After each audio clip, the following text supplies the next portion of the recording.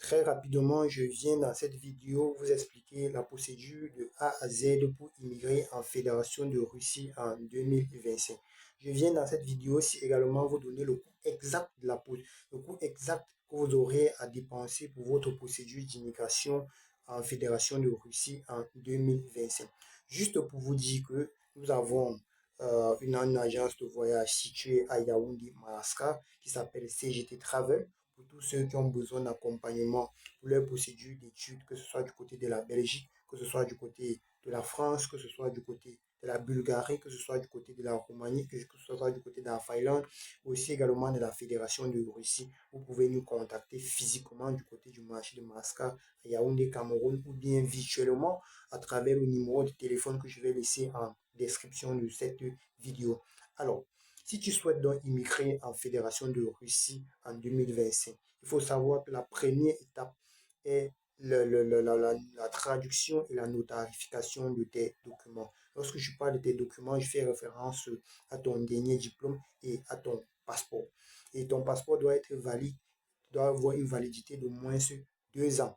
Donc, une fois vous envoyez votre dernier diplôme et votre passeport pour faire traduire et notarifier en Fédération de Russie, vous allez débourser une somme maximum de 50 000 francs CFA pour cela. Une fois que votre document a été traduit et notarifié, euh, la personne chargée de votre procédure ira donc déposer vos documents au niveau des universités. Une fois qu'une université vous aura accepté, l'université vous délivrera donc ce qu'on appelle donc une lettre d'admission.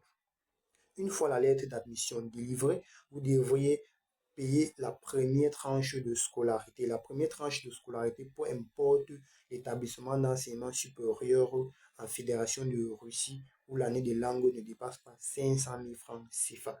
Donc, une fois que vous payez dans les 500 000 francs CFA, l'université transmet votre document au niveau du service d'immigration de la Fédération de Russie. Le service d'immigration de la Fédération de Russie vous délivrera donc ce qu'on appelle une lettre d'invitation. Avec cette lettre d'invitation, que vous irez donc au niveau de l'ambassade faire la demande de visa. Lorsque vous attendez donc cette lettre d'invitation, vous vous rendez premièrement au ministère des Affaires étrangères de votre pays avec votre dernier diplôme que vous faites légaliser cela là-bas. Une fois que vous légalisez, vous allez débourser 20 000 francs CFA pour les Camerounais pour légaliser votre dernier diplôme au ministère des Relations extérieures de votre pays. Une fois cela fait, vous vous rendez directement au niveau de l'ambassade de la Fédération de Russie de votre pays. Vous faites également légaliser votre dernier diplôme là-bas. Une fois donc que vous avez fait cela et que votre invitation est disponible, il faut noter que l'invitation prend au maximum 3 mois pour être disponible.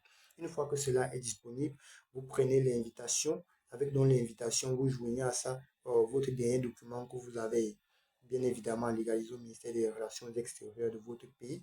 Et vous faites donc la demande de visa en ligne.